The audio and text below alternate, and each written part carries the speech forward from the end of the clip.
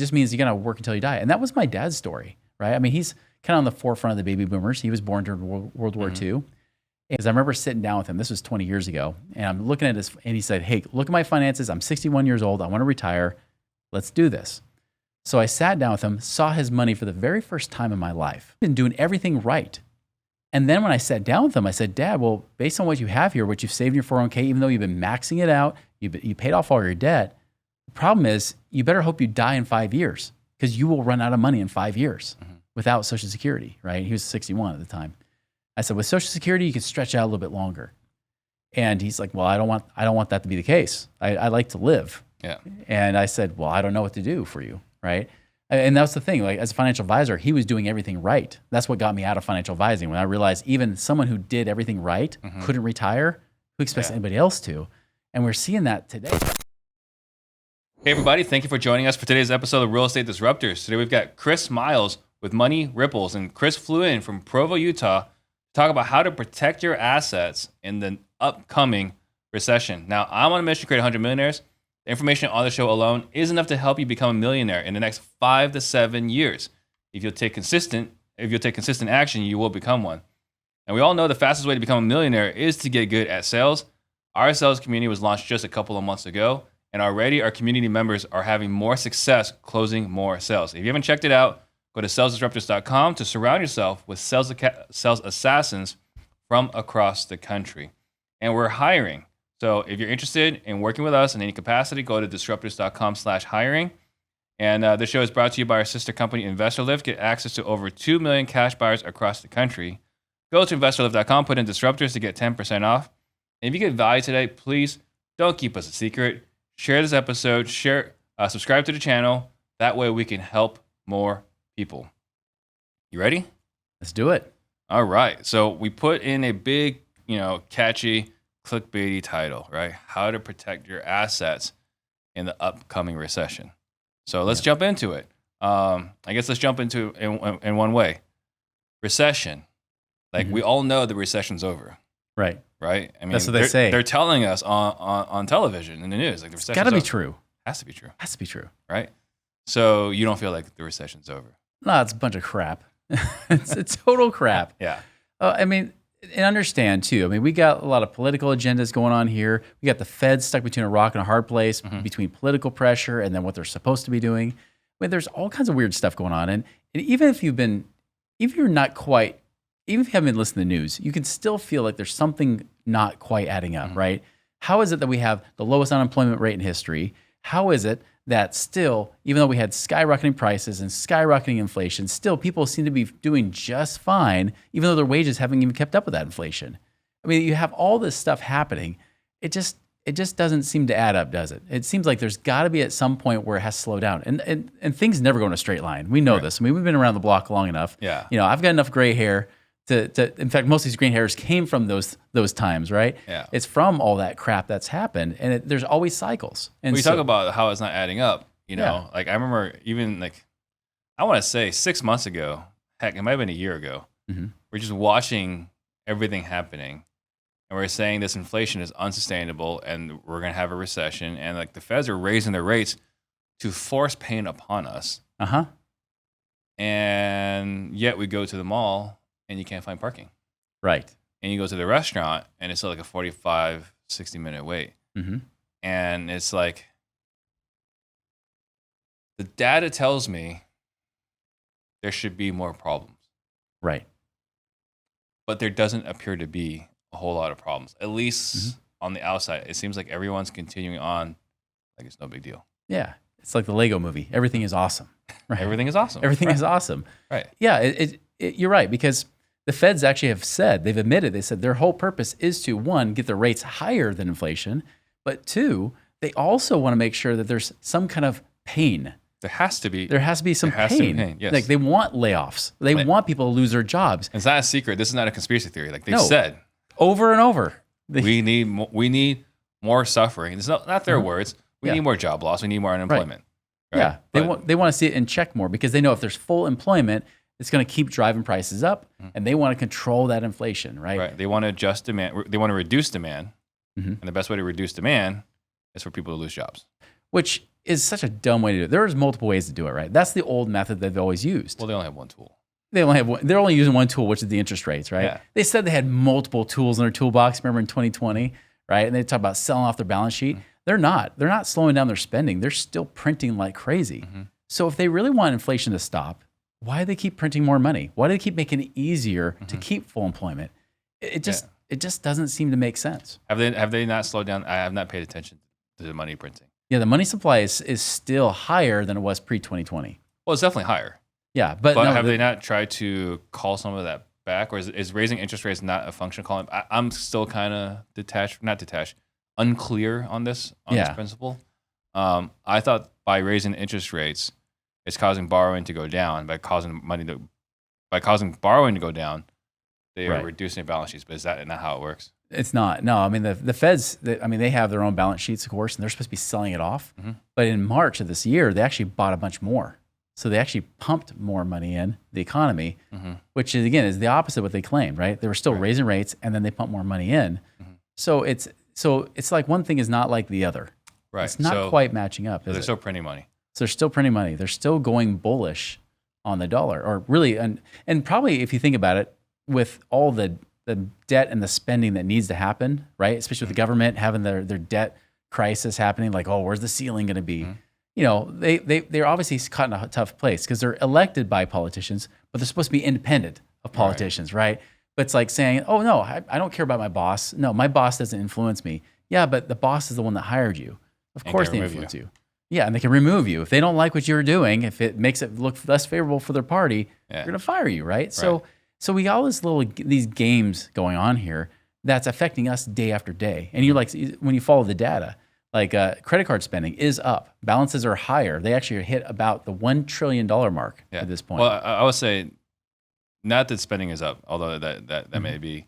Another way to look at it is that total credit card debt is higher than it's ever been before. Right. And people were paying down some of their debt with the stimulus money. Yeah, they were. Right. So like we saw credit card debt as a country altogether go down. Yeah. And then the moment the stimulus checks stopped coming, people didn't adjust their lifestyles. That's right. They just maxed out their credit cards. Yep. Savings rates go down. So that's the thing you watch. You watch what happens to savings rates, credit card balances, and then you look for like auto loan defaults, right? Because when you get auto loan defaults, that's not good because that's something that people usually need. It's like house foreclosures, but it usually comes first, right? And so we're seeing that number go up. So everything's showing that people are just consuming the money that was given to them 3 years ago. Yeah. And now we're kind of moving to a place where they're just like, oh, I'll spend out, get rid of whatever I can, sell off my assets, things like that. But at what point does it get to where they say, I got nothing left, right? I'm stuck. That's kind of what I'm seeing happening right now. And when that happens, that's when you're going to see things really hit the fan. So when you're saying you're seeing these things happen right now, what does that mean? That means like when you look at like the quarterly or even monthly numbers, like you're watching that trajectory, they're going, like balances are going up on credit cards, defaults are going up, savings are going down. When you see that happening, eventually people run out of money. Right. When they run out of money, see, that's the real thing. It's always about money flow. It's not about, the interest rates and stuff. Like the interest rates, the whole purpose of it is to stop people from spending more money, from using money to grow and expand their businesses and whatnot. And that's true. That does help. But ultimately, with the consumers, like the everyday Americans, if they don't have money to really spend more, they're going to start cutting back more and more and more because they're not going to have anything left. They have to, right? Especially if they don't give them more credit. And it's just the government. If you don't give the government any more credit, right, they have to actually prioritize what they're going to spend money on. They're going to start cutting back. That would be nice. It would be nice. Not likely, right? But that's what happens to us. The reality is we don't really get that luxury. We're not given this unlimited line of credit. At some point, it's going to get to a point where they're going to say, either have to get that second job, which many are starting to do, or two, I'm going to have to cut back my spending, and that means less money flowing. And when there's less money out there, when people start holding on to their money out of fear, that's what goes from a recession to a depression. Are we seeing that? You're saying you're seeing more people getting second jobs? Yeah. I've started to hear that even just from normal people, just picking up little extra jobs, doing a little bit of Uber on the side or something like that, or DoorDash or whatever it might be. There's starting to be people that are trying to raise money, even contractors. Like often when we hire contractors for a house, almost all of them have a full-time job, and then they're trying to do it like a night job by doing these contracts on the side. Got it. Okay. So, because what I've seen, like, it seemed to go really popular in the last couple of years. I haven't seen it so much recently, and maybe I'm just not the audience for it. Side hustles. Yeah. Or like side hustles was like the biggest thing. Like, what are some things you can do, right? And I did an actual whole reaction video I did with my daughter about it, right? Like there was like pressure washing, there was like selling knickknacks on Etsy and this and that. Yeah. So are you saying that right now people are picking up more side hustles as well, or is it just getting second jobs? I would say side hustles more. Yep. Got it. Okay. So you feel like this recession is happening. And the title again is how to protect your assets from this upcoming recession. Yeah. We can't predict the future, but like, how do you feel it's going to look? What's the time frame? Yeah.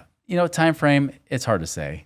I mean, I expect it to happen already. And it seems like, again, it's almost like they're trying to create this soft landing, as the feds will say, right? They're trying to push it out.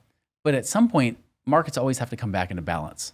So soft landing, is it just you create a bubble and you're like trying to keep the bubble there, and maybe it can slowly start deflating instead of popping? I think at some point it has to pop. If it doesn't, I'm actually more concerned. Really? Yeah, because think of what a soft landing means. It means no growth, right? And it's kind of like this. Like when you see stock markets, they go up and they go down, right? And usually the faster they go down, the faster it stops and starts to go back up. Right. Well, what happens when it goes flat?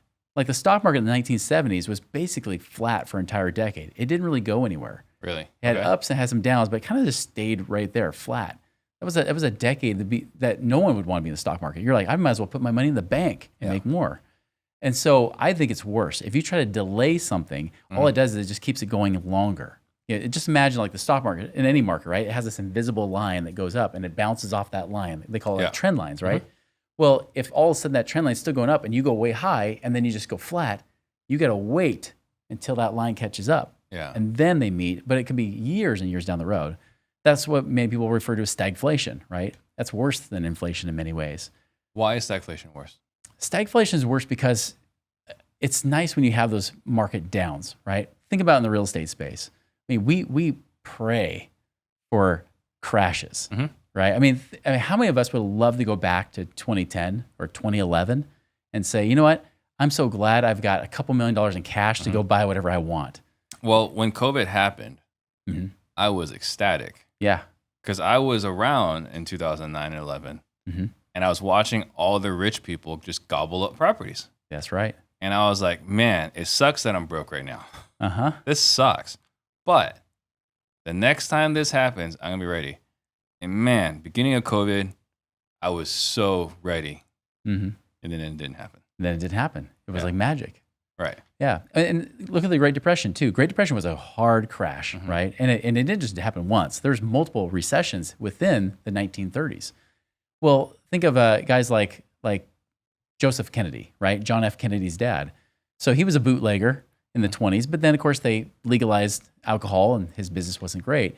His net worth in 1929 was $4 million. By 1935, his net worth in just 6 years went from $4 million to $100 million. Why? Because he had cash and he went and he bought a bunch of commercial property in New York because it had tanked, right? So we like it when things come back into balance. We like those opportunities, right? That's why whenever you hear people say, do this, invest in this, no, do the opposite, right? You know, if someone says, like in 2022, one of the things I did to protect my wealth was everybody was saying, deploy all your capital, get your cash out because you don't want to lose inflation. Don't you dare keep it in the bank. Don't you keep it steady. Don't keep it in that whole life, right? Just get it out there and invest. And yeah, I was doing investing, but when I started hearing everybody say that, even the dumb money, as they say, like even the average American, that's when I knew it was the time to start building up more cash. Right. And then of course, you know, that's what I'm preparing for that very reason. So get back to your point, stagflation, right? Why is it bad? Because without those crashes, if you can just imagine real estate prices just staying elevated, not going up, not really going down. Let's just say they stay pretty elevated, just stay about the same level. Well, how's that going to work when you can still do flipping in that business, right? You can still do stuff, but the consumer is going to say, well, I'm waiting for the price to go down. I don't feel any better. My pay is not going up either. So I'm not getting an increase in pay. The prices aren't coming down. They're basically still whining about the same things they're whining about until they say, well, this is my reality, but now I can't afford it anyways. So stagflation then just basically stagnant. It's stagnant, right? Got it. But it's stagnant, but it's kind of like if you're not winning, you're losing, right? It's very much that way. And so you need those market cycles. Even though market cycles can hurt, we need it. It's just like winter. You need winter because you need it to wipe things out. I know you're in Arizona. There's no such thing hardly as you put on beanies when it's 65 degrees outside. Right. I get it. But for the most part, like, even in Arizona, right? Plants actually kind of refresh themselves. They kind of have to die, just like fall. It has to die and go back in the earth to create something new. Right. Market cycles are no different. They need that kind of death. It doesn't mean death for you, however. It does mean that it just needs a cycle. Right. So we're talking about it should have happened already, time wise, but it hasn't happened yet. It hasn't. So do you feel like it's like knocking on a door, like it's just any day now, or it's like a couple quarters? It could either be a couple quarters, or they could be what they call kind of like the black swan event, like something happens. I mean, like as we're recording this, you just recently heard about. We just recently heard about the credit rating of the U.S. just by one credit rating service, right? Saying, oh, we don't like it. We're going to give you a AA rating instead of the AAA. Yeah. And that was just a couple days ago. Who was that? That was not Moody's. It was Fitch. Fitch. Yeah, I saw that. Yeah, Finch. Whatever the heck. Yeah, I saw that. Yeah. And the administration immediately was like, whoa, we don't agree with this. Like everything's fine. Yeah. Exactly. Like no. They're just being mean. I know what party they are, right? They're trying to blame them, saying, "Oh, you're just too Republican for us." But no, they downgraded them, saying, "No, you never solved the debt ceiling issue. You guys still dealing with Capitol Hill, 2021 January 6th thing. You're right. Like you guys don't have anything figured out. You're not any better off." Yeah. Not only are you not solving present problems, you're not thinking about the future. Yeah. You're only looking backwards. You're kicking the Social Security can down the road. I mean, we got baby boomers that are already in retirement right now, right? I mean, we're almost having Gen X starting to enter retirement. They don't have enough money for all that. But again, they just say, oh, the next administration will deal with it. And they'll just keep kicking it down until it hits 2026 or 2028, and they're going to be frantically trying to figure things out because they will be going rogue. You can't fix anything by then. No. I don't know if you can fix it today, but you definitely won't be able to fix it by then. Okay, so we don't know exactly when, but like, how bad do you think it can go? Well, to give you an example, I mean, I watch the stock market a lot, right? Because most people I talk to on my podcast are people that are stuffing money in their 401ks. They're, the average people just trying to do that kind of stuff. Very unfortunate. Very unfortunate, yeah. But the thing I watch with the stock market, like I also watch trend lines. I used to be a stock trader. So I look at the S&P 500 trend line. Well, you're the anti. I'm the anti-financial advisor, right? Right, yeah. Yeah, but I used to be a stock trader. I used to be a financial advisor as well. I even taught people how to trade stocks and options. When you look at that long-term trend line, right? So the last time that SP came down and hit a bottom and then bounced back up was 2008, 2009. And then it's been up higher above it. And it could take decades before it comes back down again. It doesn't mean it's going to come back down, but if the S&P were to come back in a balance again, it's right now like right around 4,500, right? It would have to come down to like 1,800 if it tried to do it today. Now, it probably won't because, again, it's going to meet somewhere in the middle. But still think about it. What if it went from 4,500 down to 2,000? That's more than a 50% loss of people's retirement accounts, especially those that are baby boomers, where I know most financial advisors are telling you not to take your money out of stocks because you need to put it in because you can't make enough in all these other bonds and things like that. So if they put a lot of their money in the stock market, what's going to happen to them? It's going to create total panic. It's going to create hysteria. If it does, even if it drops, I would say even if it dropped 30, 40%, we would see some major panic happening. Yeah. So that's the thing is like, if that were actually to come back into balance again and then bounce, great. You can make money off of that too if you're on the right end of it. But if you're the one riding that roller coaster down, that's a scary ride to be on. And then your concern is how bad it could be is that everyone's stock portfolio would adjust by more than 50%. Oh, yeah. And think about that. If that happens to you, right? I mean, if you were retired and all of a sudden you watch your money disappear, you're going to be wondering what to do with the rest of your life. You're going to wonder how, I mean, the average 401k balance is like less than $100,000, right? Even for retirees. So they're trying to live on as little as they can while they're living on Social Security. So that's going to put a lot of pressure on Social Security. It's going to put a lot of pressure on them saying, well, maybe I got to keep working into my 70s now or go back to work. And then, of course, now everybody's fighting for the same jobs, right? All this kind of craziness can happen. And that's kind of happening right now. I think that's one of the reasons why unemployment's so low is that people won't quit because they can't afford to quit. It's true. Actually, I just saw a recent survey from Northwest Mutual actually that came out, and even Transamerica did a study too, that even retirees, the current baby boomers, are saying, you know what, I'm going to retire at 71. Yeah. So the younger you go, the younger they think they'll retire. So like, you got the millennials and even like the Zoomers, right? They're like, oh, I'll retire at 55 or 60. But those that are like 60 are saying, no, I got to wait till at least 70. Yeah, it's depressing. It's depressing because it just means you're going to work until you die. And that was my dad's story, right? I mean, he's kind of on the forefront of the baby boomers. He was born during World War II. And, for him, I remember I was his first financial advisor, right? Probably the only financial advisor. And I was shocked because I remember sitting down with him. This was 20 years ago. And I'm looking at his, and he said, hey, look at my finances. I'm 61 years old. I want to retire. Let's do this. So I sat down with him, saw his money for the very first time in my life because he never opened up. He was the penny pinching, saving, like really save away slave, right? He was in saving slavery. He was saving his 401k, paid off his house, debt free by the time he was 18 years into his mortgage. I mean, he was like Dave Ramsey's best friend. In fact, Dave Ramsey probably learned from my dad. I guarantee it because my dad's older. All right. So anyways, okay, I can't guarantee it. But I mean, he'd been doing everything right.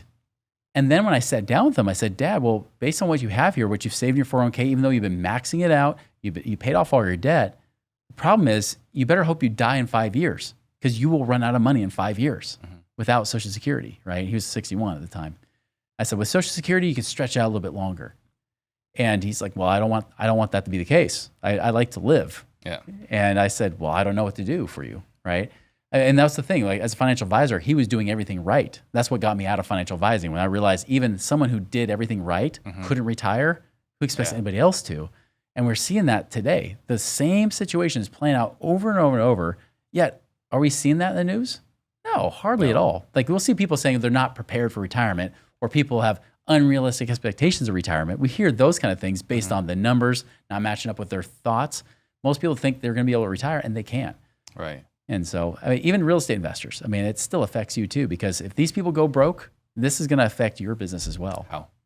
Well, think about it. If people start holding on to their money, right? If money stops exchanging in the economy, everybody stops getting paid. Yeah. Right? Now, it doesn't mean you can't make money in that economy, because obviously I just mentioned Joseph Kennedy made lots of money in that economy, right? But he was just buying depressed assets. He was. And he had a lot of cash going in. Right. See, understand the Great Depression, we always hear about people having a worse life, but only a third of people actually were worse off during the Depression, because there was about a 20 to 25% unemployment rate during that time, right? Well, 33% had to live on less. Those are the stories we hear about in the news. The other third, and I think in our history books. In the history books too, right? It was like everybody was broke. Yeah, everyone was like living on the streets, and there were these long bread lines. Exactly. Yeah. I challenge you to watch the movie Cinderella Man, right? If you remember that movie with Russell Crowe back around mid 2000s, great movie about the boxer Jimmy Braddock, right? Well, you'll see him, like, for example, he's got his hands in his pockets. He's about to go to get welfare, and he sees like this couple coming out with their kid, and they've gone Christmas shopping, and they're all happy. Like how Ron Howard made that movie, he actually used reality, because a third of the people were like Jimmy Braddock, who were going broke, starving, right? Like giving his food to his kids, and he would go to work hungry. There's another third that just tightened the belt. They'd live a little bit more cheap, but they were able to get through it. The other third prospered.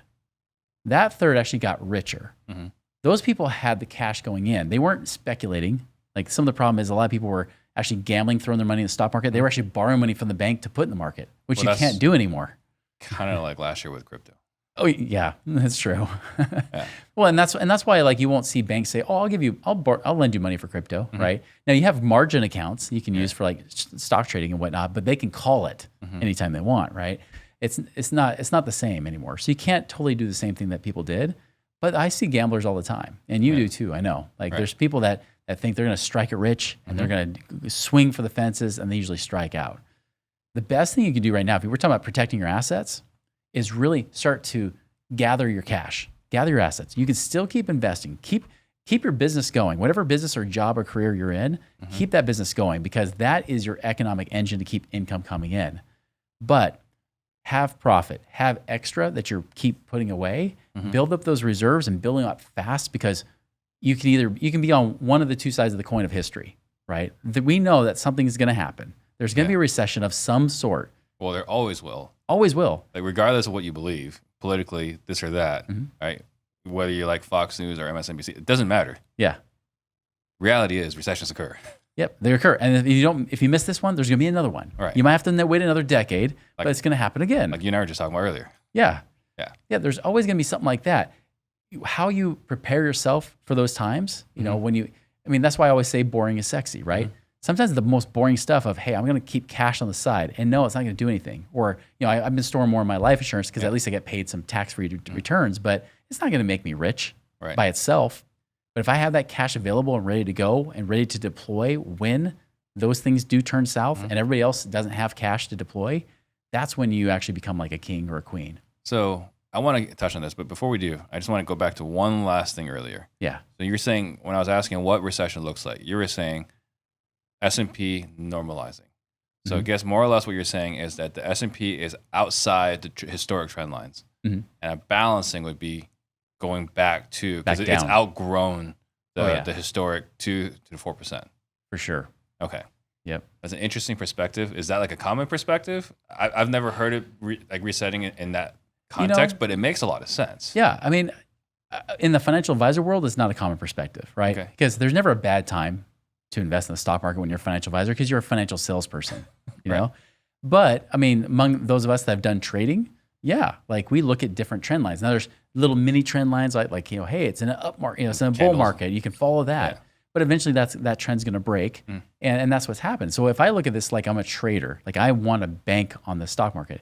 And when I say the recession and the stock market aren't the same. You can have recessions, the stock market go up. You can have boom times and then the stock market go down, right? They can be independent. But the thing I worry about, of course, is that it's all about money flow, right? It's about how much people are exchanging money. The more money that people are exchanging and spending and using, and that includes even getting money from banks, right? Or whatever it might be, the more that we're exchanging money, the wealthier everybody becomes. Yeah, well, and I think this is one of the things that I think most people, unfortunately, most people don't understand the importance of the velocity of money. Yeah. Right? Like if I got $1 and I give it to Chris, and Chris doesn't have to pay as much in taxes and he gets to keep most of it, he's got 95 cents to go spend somewhere else. That's right. Right? And then that 95 cents someone else gets, he can go spend 90 cents somewhere else. Right? So that $1 gets spent multiple times. That's right. If money's flowing, it's good for the economy. That's right. If money's not flowing, really bad for the economy. And I think most people miss this. Most people that don't understand, what's the word I'm looking for? How most people that believe we should have a larger government and more taxes don't understand the consequence and how damaging it is if everyone's paying a bunch of taxes, that dollar just can't go as far. There's just not as much momentum. Yeah. Because a larger bite is taken out of the apple every time it's passed. Right. So anyway, maybe boring, but the velocity of money is really important. It's very important. It's everything. Economy. You know, it is. I mean, it's true in your own personal economy, right? Because the faster that you're doing transactions, the more money you make. When you teach sales, right? Right. I mean, that's exactly what you're teaching people is to create more speed of money coming in and out of your life. Right. And then if you invest back in those ads or whatever you're doing or into those salespeople and it comes back, like that's the whole reason you're investing, right? Right. But when people stop, like, and you've seen this, right? When people stop putting dollars into marketing, into sales, or like, oh, I need to shrink this. All of a sudden, their income also shrinks. That happens on a global scale, on a national scale. All that happens. Absolutely. You know, and you're right with the taxes. Like, I mean, they'll say now the argument will be, well, we're taking from the rich to give to the poor, right? Those corporations, they just blow money. But somebody assumes that somebody who owns a corporation, say like Elon Musk, for example, right? They assume that he's just going to sit on cash, which we all know. If you've read anything about Elon Musk, he doesn't even have cash, right? He has to borrow from his stock to get himself cash, right? He's always putting out cash into the economy. That's why traditionally they've always give tax breaks to the corporations, not just because they can pay the big money, and that helps, right? But it's because it does actually create an effect. But if you take from the rich and you quote unquote give to the poor, what do you think they're going to do with it? You know, spend it, right? Which goes right back to who? The rich. Exactly, right? It's like if you have a pool and you're just like, oh, I'm going to take from the deep end of the pool, I'm going to pour it in the shallow end. What happens? It just goes right back. Yeah, right? No, we know that if you simulate the economy, money goes back. It Yeah. gets redistributed eventually in the end anyway. Mm-hmm. So going back then, so the question is, how do you protect your assets? Yeah. Right. So we talked about here's how bad it can be. Mm-hmm. Right. And I don't think you're wrong, Mm-hmm. unfortunately. So, it's right around. Whether it's right around the corner, whether it's in 2 years, whatever, something has to happen. Yep. So then, what should someone do to protect their assets against that? Get lean and get liquid. Mhm. That's what I recommend, right? Yeah. Is and I recommend that back in 2020, and I'm still talking about it today. Is get lean in your business. You know, don't like actually we've seen this a lot in our mastermind groups, right? Tracking your freaking numbers. Like, be anal about it. Like, know exactly what's your ROI, what's your cost on ad spend, right? What's your cost on even just the money that's going out to pay your employees? Is it coming back? Is it really worthwhile investment? Be very intentional with the money you're using to create more profit. Get lean. And that means get lean at home. I don't mean you have to cut out everything joyous out of your life, cut out all your trips or whatever it might be. That's not what I mean, right? Put money into things that you enjoy, that bring you joy, but be a wise steward of your money. Yeah. And I know we talked about that on the show like 2 years ago, like stewardship and such, right? But it really is about stewardship. Is how do you make sure you can make the most of what you have to be profitable and keep increasing your income, keep increasing your revenue. But when you're doing that, increase profits along with it. Don't just keep reinvesting money into your business, because you can do that. But eventually, if you just keep putting money back in your business, nothing ever comes back of profit. And then you won't be liquid, which is that second point, right? Well, and that's my own personal mistake, right? I was hustle and grind, take that dollar, put it back in your business, right? And it's great, right? Until the environment changes. Mm-hmm. And the environment change could be one of a few different things. It could be COVID, right? I didn't have a monopoly, but I was doing pretty well on PPC, buying houses. I was doing pretty well. I mean, it was basically me and Sean Terry, right? Like, and really like 99% Sean Terry and like 1% me, right? But like that was really the environment PPC for the longest time. Mm-hmm. And then this company comes along, Open Door. Yeah. Right? And what happens? They've got way more money to spend in marketing than me. And they can pay more for houses. Yeah. Ridiculously more. Right? So what does that leave me as a house buyer? Right? Yep. So at the time, without great sales skills, it left me in a really, really bad spot. So I'm taking this money, I'm putting it back in the business, right? I know that I'm going to continue to grow. It's going to continue to grow, and like nothing bad's ever going to happen, right? Mm-hmm. And then, boom, Open Doors there. Yeah. Boom, OfferPad's there. Well, this hustle and grind, and I'll pay myself more one day. Well, that one day got pushed back way further down the road. Yeah. Even as a realtor, around the same time while I'm buying houses with PPC, my competitive advantage was PPC on the realtor side as well, right? Mm-hmm. I wasn't showing houses. I was buying leads through pay-per-click and then giving those leads to realtors, and then we would pay 50-50 on the commission, right? Yeah. They keep half, I keep half. Good situation for Steve. Yeah. Right? And then one day, I think Boomtown was the big one, right? Mm-hmm. Boomtown comes along and say, hey, what we'll do is you give us the money for the software and we'll manage the PPC for you. Mm. So what happens? Steve's competitive advantage vanished overnight. Yep. So for everyone that's watching, we're talking about, like this, I'm going to hustle and grind and I'll pay myself one day. Mm-hmm. Things happen. And that one day gets pushed way down the road. It could be someday, or never if you're not careful. Well, and that was like for me, and we brought up COVID a couple of times. Mm-hmm. When they were talking about all the shutdowns, right? Like when shutdown was before the shutdowns, shutdowns was a conversation. Should we do this or not? Mm-hmm. And I remember saying to my wife, like, I don't like where this is going. And she's like, why do you care so much about this? And I was like, because I'm that entrepreneur who has been putting money back into the business.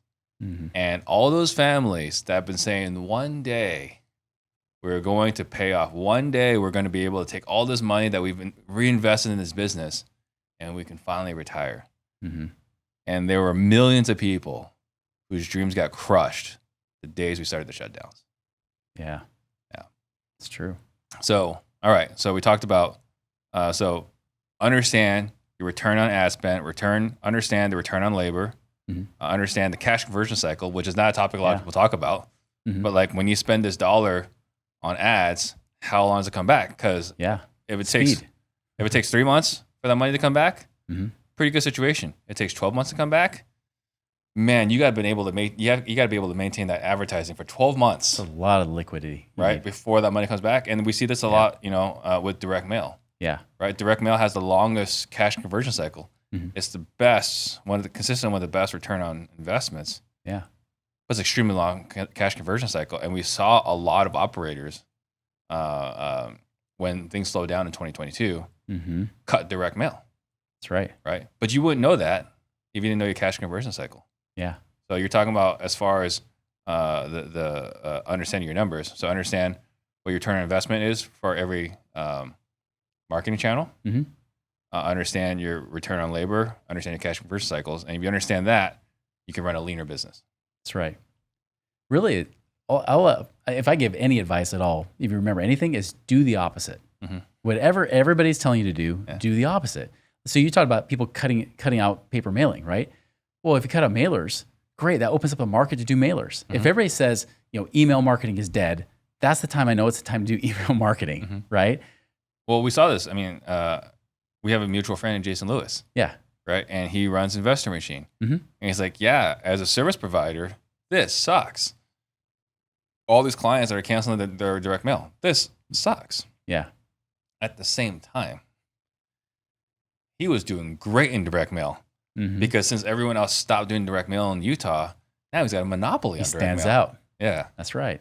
That's a competitive advantage, right? Yeah. It's just like, we're hearing a lot of people talk about AI. If we're talking about like a marketing standpoint, like, oh, I can just use AI to do everything. Well, as a result, I hired a woman that I know like focuses on actual psychology and storytelling and things like that. I'm like, screw you, AI. Like, watch this. Right. Watch what'll start happening right now, where we can actually like get to the more emotional level versus just, oh, well, here's how you Google and like, here's the top 5 things you should do to create cash flow today, right? That's great. It's useful. Yeah. But it doesn't quite hit on the same levels. Once everybody starts doing that, they start becoming like almost robotic. And I'm not saying AI is that bad, by the way. I think it's actually kind of cool. Yeah. But it creates an advantage. It creates an open space in the market for you to be able to stand out and create a lot more opportunity. Yeah. And that's the thing. Like when everybody says, hey, you don't need cash, get it out. Inflation's horrible. Get cash, right? Get liquid. And even you're saying, like if these cash conversion cycles start changing or anything starts, you have to pivot in your own business. Having cash on hand, even if it's sitting in a crappy bank, by the way, I have my own opinion about banks right now, but even if it's sitting in a bank, still that's better off than if you did anything else. But if you focus on profitability and say you do want to expand, and let's just say that things are contracting, banks will start contracting money, but during that time of contraction, banks do still want to lend money out. They still want to make their money do something. They will give it to the person that knows what they're doing, that is profitable. The best has stewards. Good cash flow. They're good stewards, right? You said. And then they're also liquid because they know that, oh, this person's wise steward of their money. They know how to make it work. They're profitable in their business. This is a good investment for me. You could look sexy to a bank now and you keep preparing for that. Watch what will happen when everybody says, oh, I can't get loans from a bank.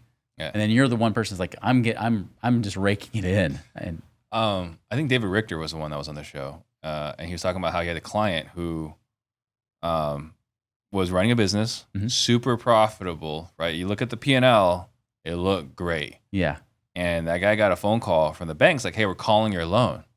It's like, why are you calling my loan? Like the P&Ls look great. It's like, yeah, but we don't believe you understand how money works. Like, what do you mean I don't understand how money works? I run a profitable business. Yeah, but you're not understanding cash conversion cycle. You're not understanding that your cash balances are going down every month.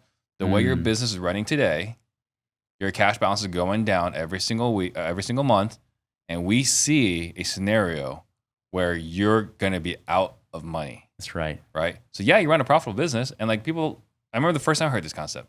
How can you run a profitable business and run out of money? Happens all the time. Yep. Right? People don't understand the what's the word I'm looking for?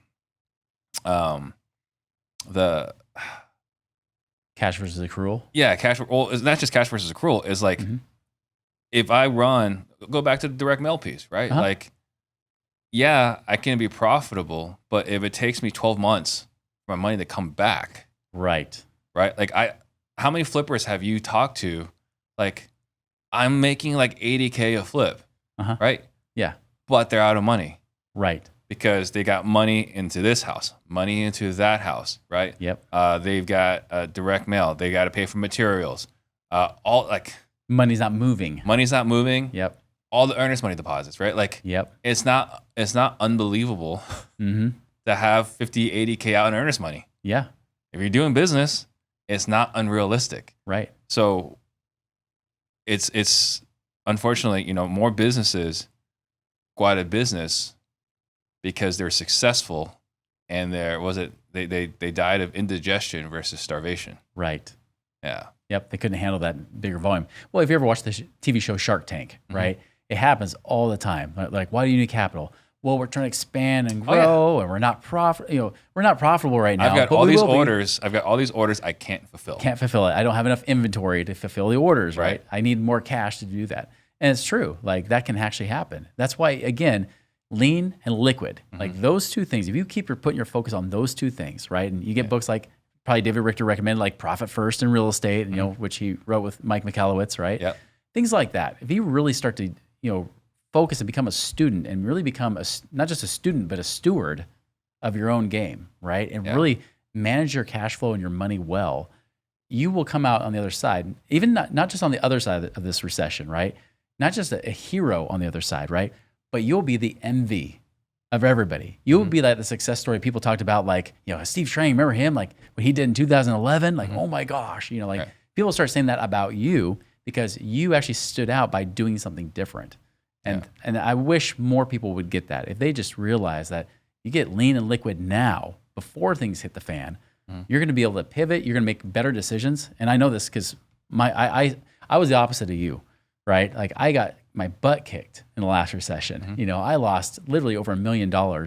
I went from millionaire to upside down millionaire, where I was over $1 million in debt. Yeah. All because I was trying to go big or go home. And I ended up having, not just going home, I lost my home. Like, I had to foreclose on my house. I turned in my Mercedes even before they could repo it. I said, "Here, take it."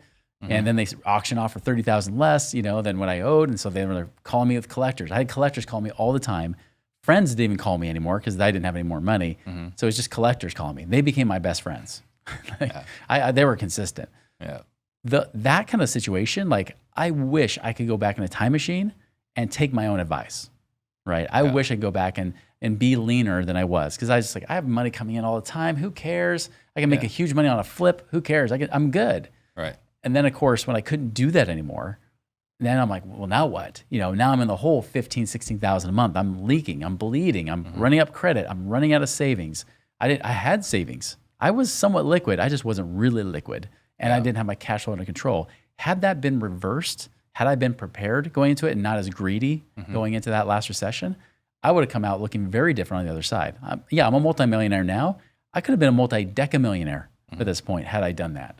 Well, and you talk about understanding your numbers. So truth is, I was running Profit First for the longest time, and then I got lazy, right? I got complacent. And so, when this last one hit, and I guess it's not a recession. I don't know what the heck you call it, but when the rate hike jumped, right? Yeah. It strongly impacted my business, right? And because I was not as good with my numbers, I got, kind of took my eye off the ball. Yeah. We went from $500,000 liquid to not even close to that. Yeah. Liquid, right? So we got we had a conversation with the bank. And this was like not that long ago. And we're like, hey, like, we used to have a relationship manager that would come to my office. Right. So that we can sign documents there. They're like, yeah, you don't have enough money in your bank account for that anymore. I was like, well, that's You've been demoted. I've been demoted, right? I'm no longer a platinum member at that bank. Now, we did move everything to another bank. That's a whole different story. But to be told, Mr. Trang, you're no longer a platinum member, right, at Chase Bank, it's like, well, that's a nice middle finger to the face. Yeah. Right?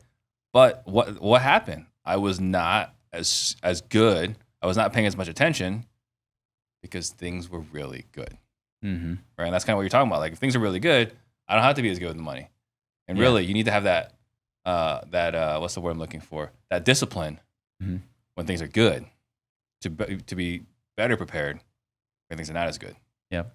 Yeah. You never count the number of breaths you take until there's no air left, right? Yeah. And you don't start counting your dollars until the dollars are disappearing, right? Right. What if we could do the opposite, right? What if we could actually start counting our dollars when there's a lot of dollars coming in? And I get it, because that was the same thing I did. Yeah. Exact same thing. It was like, oh, it's coming in. It's so abundant. It's like air. I don't need to worry about it. Like, I'm good. And hey, and that's the thing. I was so really prideful, right? I was like, I wasn't humble enough to realize that, oh, I may not have all the answers. Because I just thought, well, if something comes up, I'll pivot, I'll make it happen, right? I'll just make it happen. Yeah. And then after a while, I'm like, I can't make squat happen. I'm lost. You know, like I don't know what to do. And I think that humility is another thing too. If even beyond just the profits, is having that humility to know that, you know, crap can happen. And, you know, I can get thrown a curve and I'm going to have to deal with it. But I know that if I'm lean and I'm liquid, I actually can breathe a little bit. And when I can settle down my emotions and breathe, that's when I can make my best decisions. When you make a decision out of abundance mentality versus a scarcity mentality, you make much better decisions. Well, absolutely. And you know, we talk about,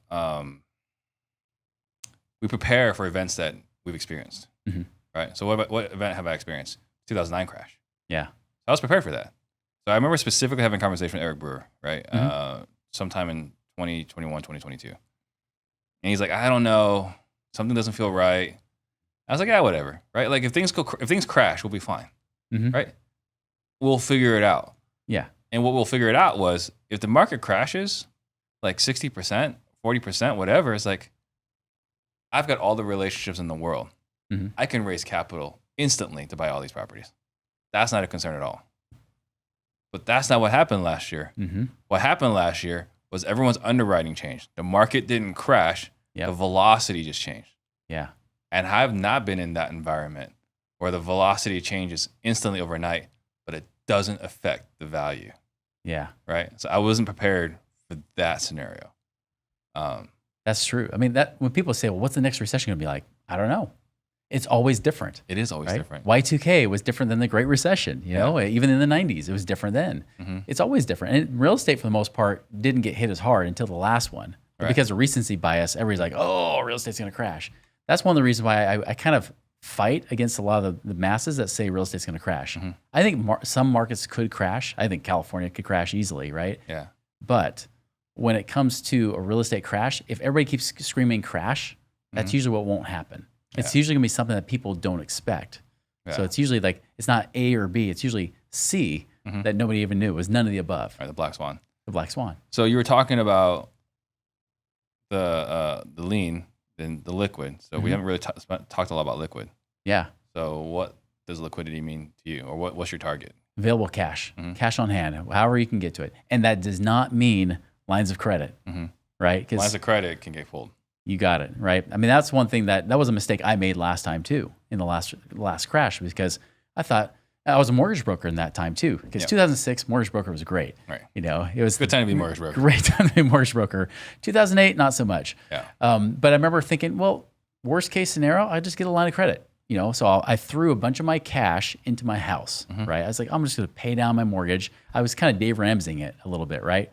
Paying down my mortgage, wasn't paid off, paid it down. But the problem is, even though there's all this appreciation, of course, when things got tight, liquid got caught up. Banks, I remember banks actually stopped lending in 2007 because I remember in July 2007, I went to get a cash out refinance, and they said, "Oh, we just changed the requirements. You just need to get your credit score up 2 points. If you can keep it up 2 points by August, we'll do it again." So August of 2007, I go back in. They said, "Good job. You kept making your payments. Your score's higher." But last week we changed the requirements. We need you to do A, B, and C. Underwriting guidelines kept changing. They kept changing. And then by September, they said, "Oh, sorry, we don't do any of those anymore." Right? It was gone. That was something I never expected to happen. You know? And so that's why I don't believe in lines of credit necessarily. It's not bad to have, but don't count on them. You need liquid cash, right? Get the money available. You know, so like I said, it could be in a bank. It could be simply in a bank. But of course, we have the bank failures that have been an issue.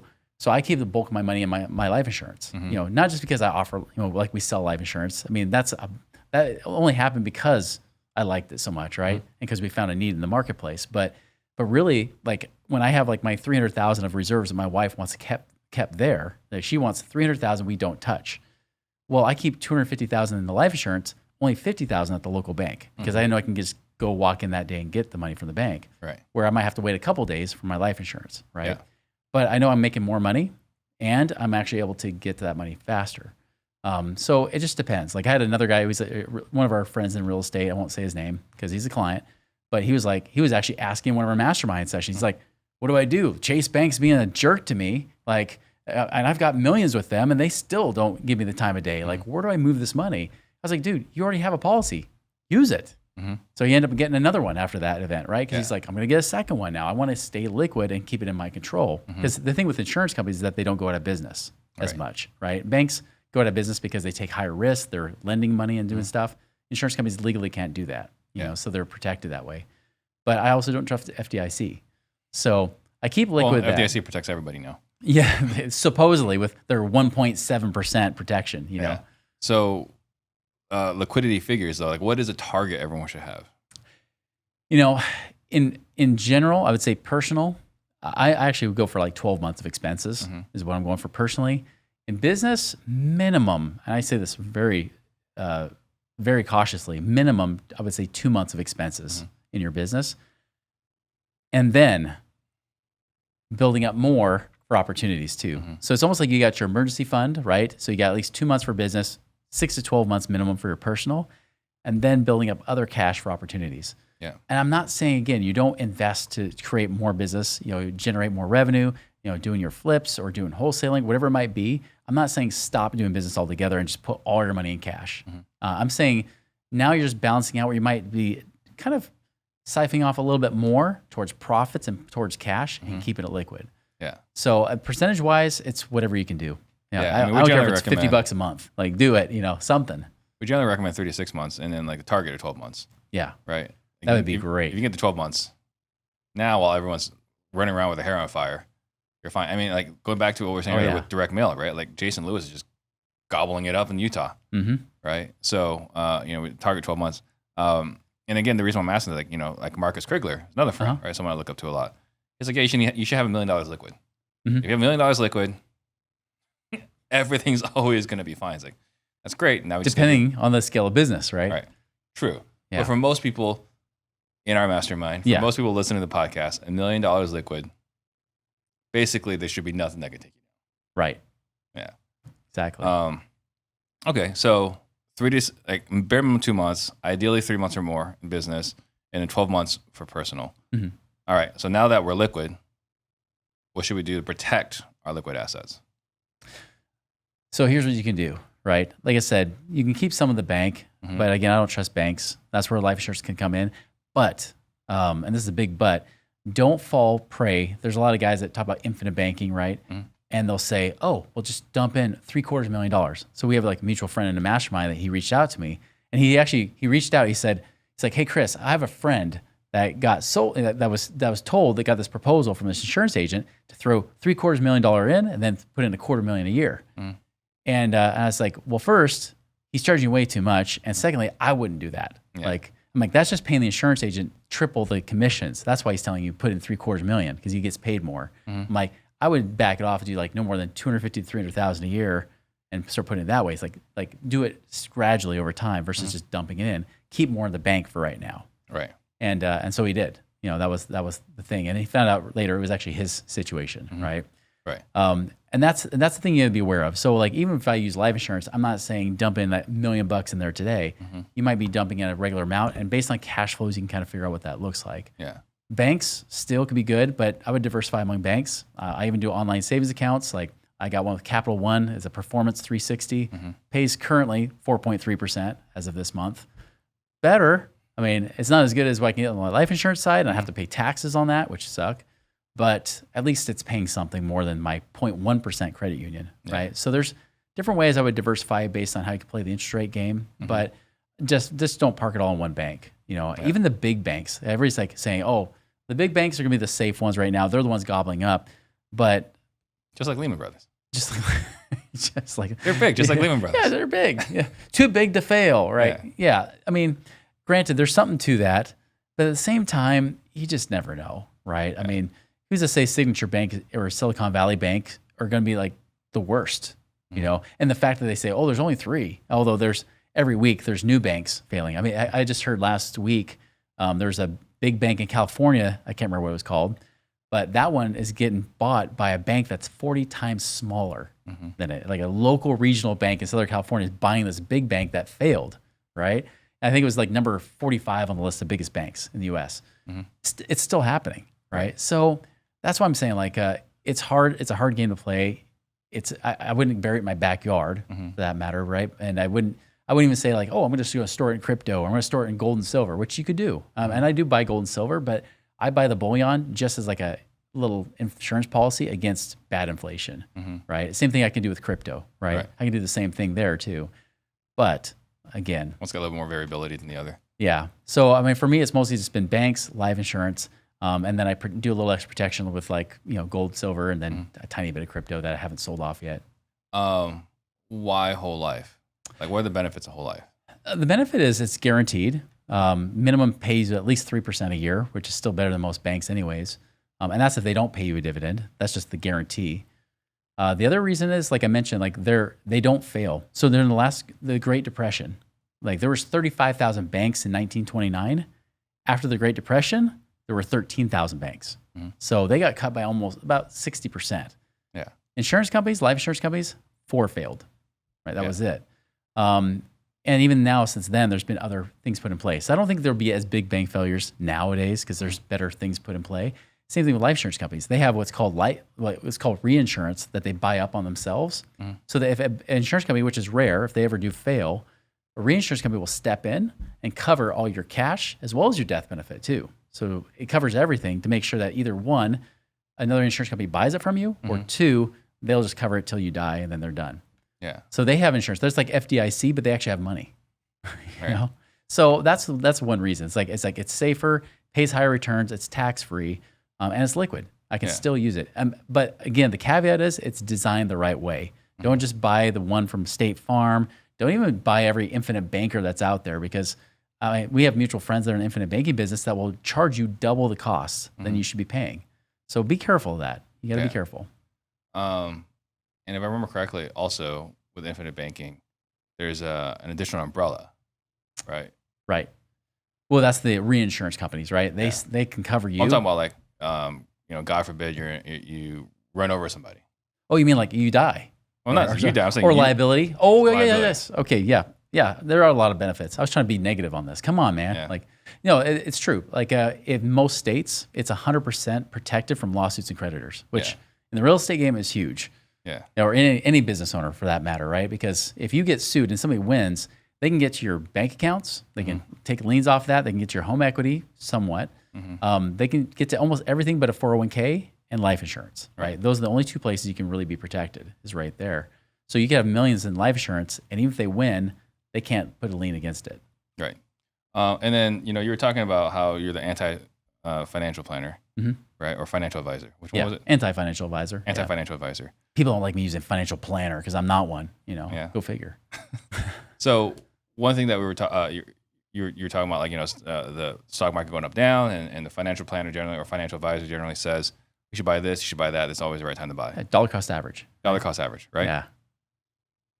But then you look back, and you were saying, like, your dad, right? He saved his whole way. Like, my parents did the same thing. They saved their whole way. Yeah. And then they maxed out their 401k and this and that. And there's some people that's like, you can't save your way to wealth. I mean, my parents did. Right? But you look at the people that put money into the stock market and how many millionaires that creates. Yeah. And you look at real estate and how many millionaires that creates. I mean, so many millionaires have been created, I believe, from whether they're watching our show, Bigger Pockets, whatever. There are a lot of millionaires being created through real estate. Yeah. Right. But the only people becoming wealthy on the stock market all live around Wall Street. That's right. Right. Yeah, they're making money off of people putting money in the markets. Yeah, off commissions. Yeah.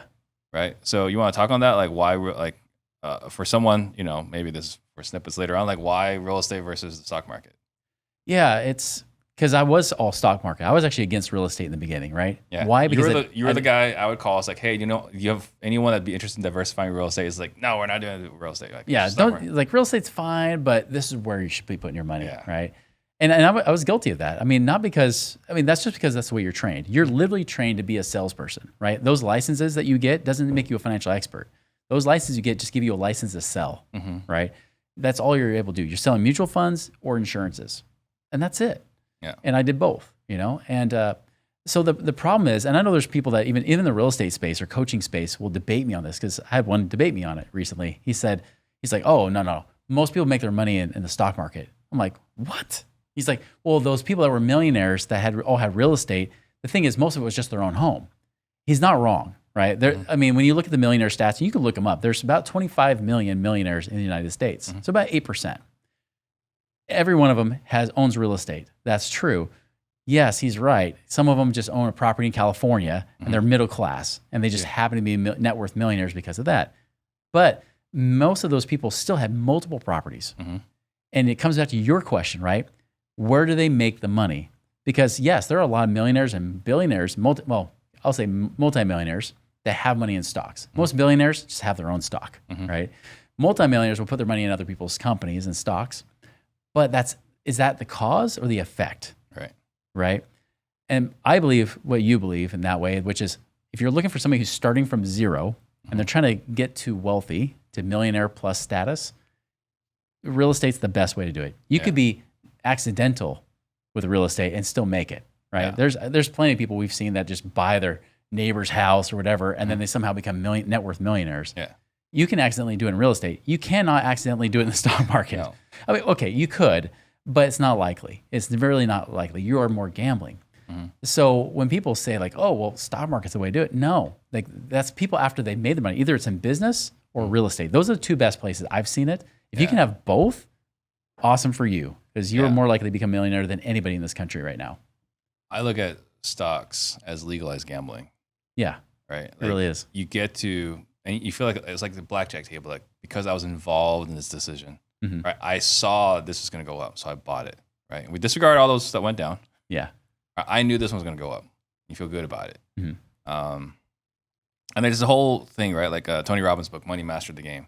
Like, man, how disillusioned I was about the stock market after reading that book. Yeah. Like every mutual fund, not every mutual fund, maybe 90+% of mutual funds, right? They're just scams. Like, they don't even make market returns. They don't like they'll say is making this return, but they don't calculate like all their fees and commissions all out of it. So yeah, like the value of this stock has gone up, but disregard like the 1.5% management fee that we took out every year. And 1.5% compounded over 30, 40 years, pretty significant. That's half your money right there. Yeah. Yeah. With that compounding interest, rule of 72 worked now against you, right? Right.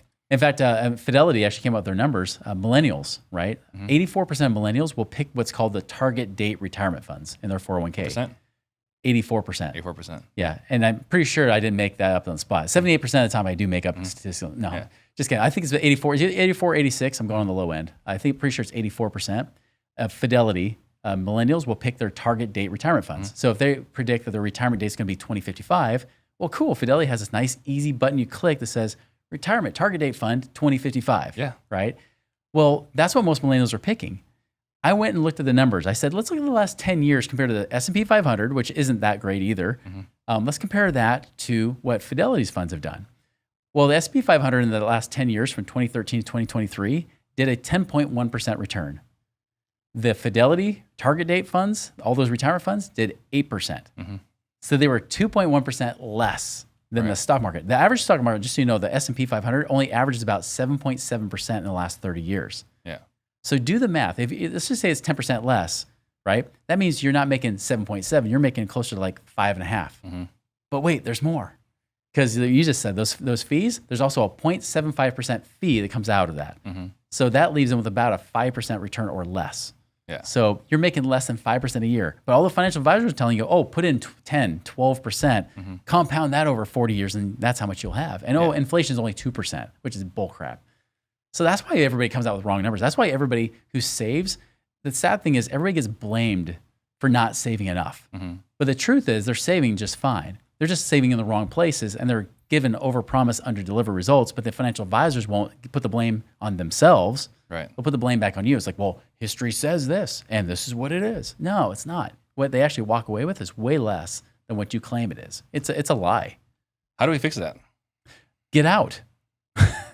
Now, we can't make investment recommendations here. That's my disclaimer, right? But the truth is, like, you can stop saving in those plans. You can save elsewhere. You could go do real estate. Here's the other thing. If you're a business owner, you're in real estate right now, well, why are you investing in everybody else's company? Why are you investing in somebody else's stock and not your own? That should be your number one investment anyways. You have control over that. That's not as much gambling as it is trying to hope that even if it's Musk, right? Hope that Musk makes some great calls, even though Tesla is like over 100 times its value. People are like, oh, I love it. You're like, okay, well, that can come down. You have Well, I no don't think we have to control. convince the people that are listening. How do we convince the people that aren't listening? Right? People Like, aren't how, listening to this? like how do we how can we get this message out there, right? That stock market is a scam. Like, Here's what got me out from being a financial advisor. Because it was, imagine, my pocketbook was tied to this, right? This is one reason why I have my show, for that very reason.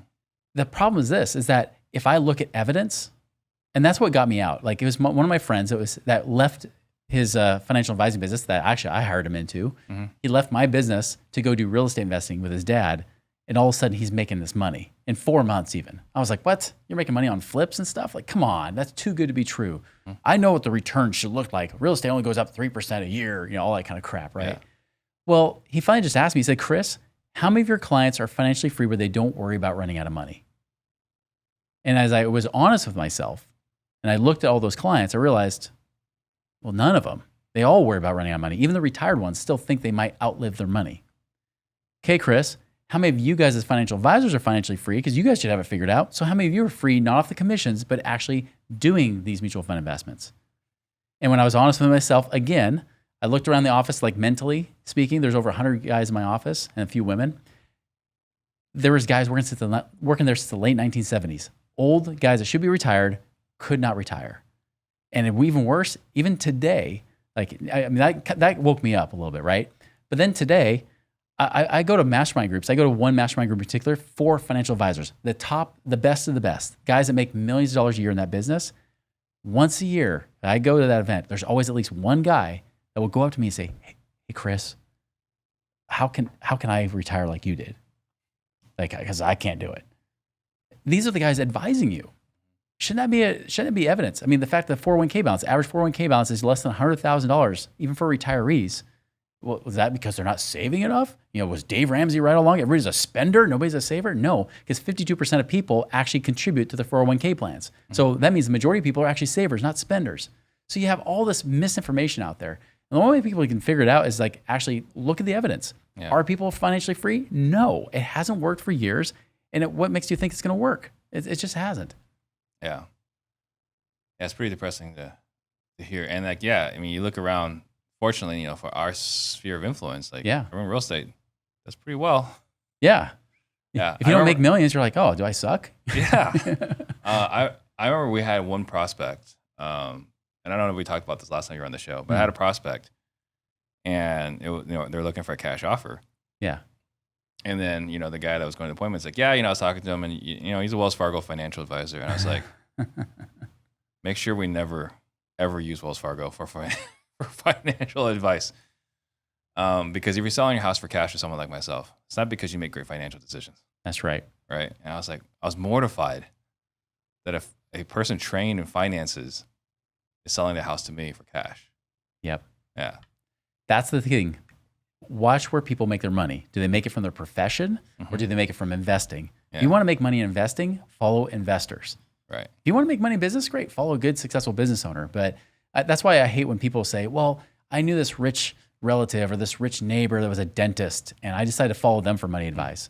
You realize that dentists really don't know much. I know, because a lot of them are our clients, right? And they're good, smart people. They're very intelligent, but they'll admit themselves. They'll say, I don't know anything about money. I'm asking you because I just because they're great in one field doesn't mean they're great in another field. You got it. And then, talking about like, don't get advice from a financial advisor. Get financial advice from someone you trade places with. So I had someone send me a video, right? And it was this lady who was just blasting on Arizona, right?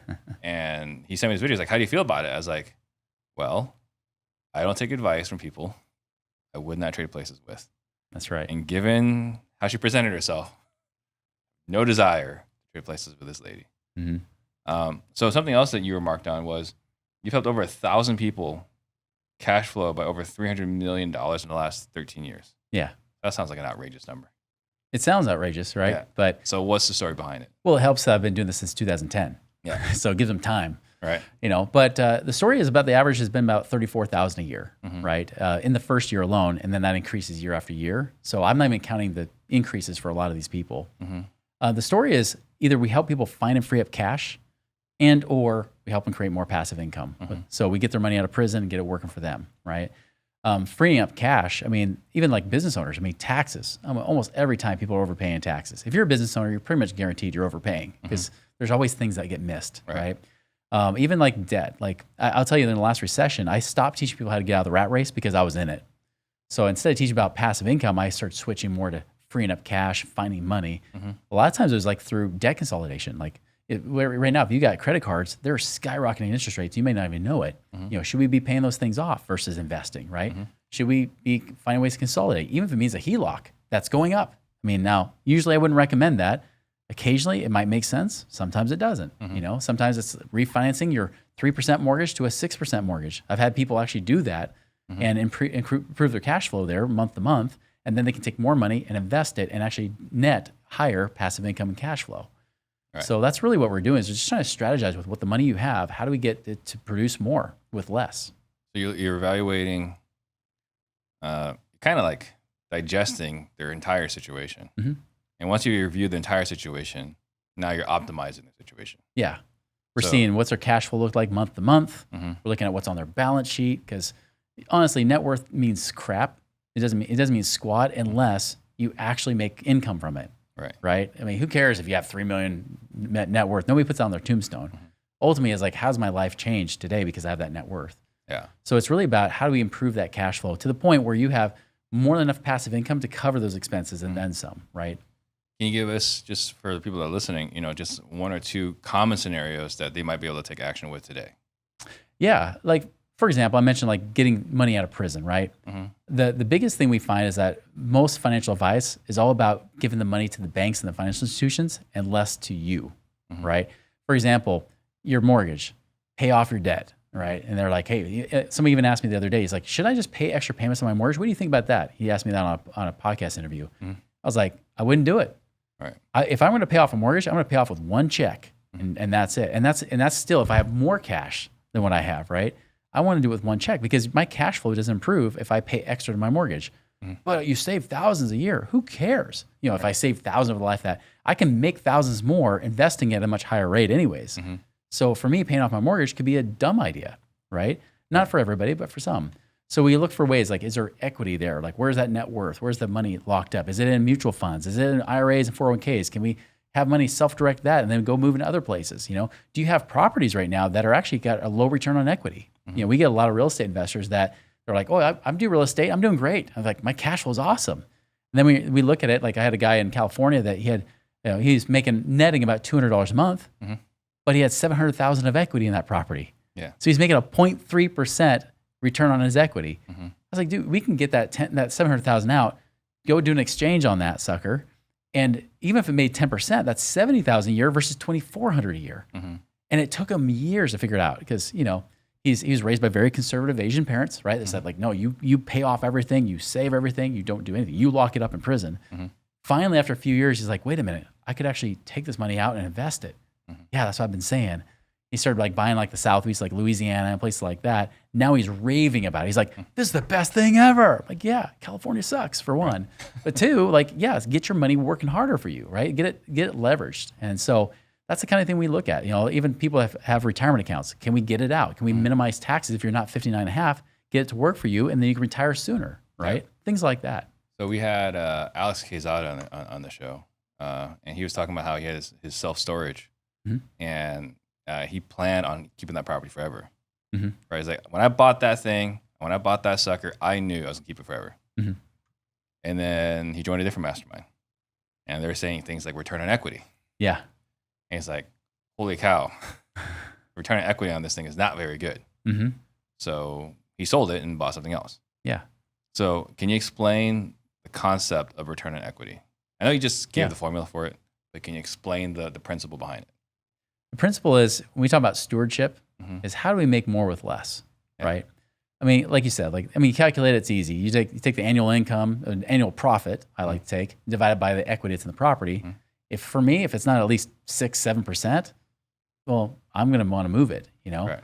And there could be other reasons too. I'm selling properties in Alabama right now that have a 11% cash on a return on equity, but problem is that they just suck because we hate the property manager. I'm not the property manager, by the way. Yeah. But it was one of those things where you said, you know what, we can still move it. It appreciated enough. We got more equity. Let's move it out and move it somewhere else. Do more of a lateral move. But when you have that equity, right, that's money that's potential. Now, you could sit on something forever. There's nothing wrong with that.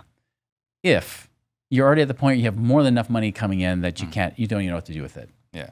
Most people aren't at that place yet. Mm-hmm. So if we can take that extra equity and get it to perform better, right? It's no different like anything else you do in business. If I can take my money to make more money, that makes sense. Right. So if I can take that equity and be able to make more with it, just like that guy going from $2,400 a year to $70,000 a year conservatively, that's a good move, right? That should be a no-brainer.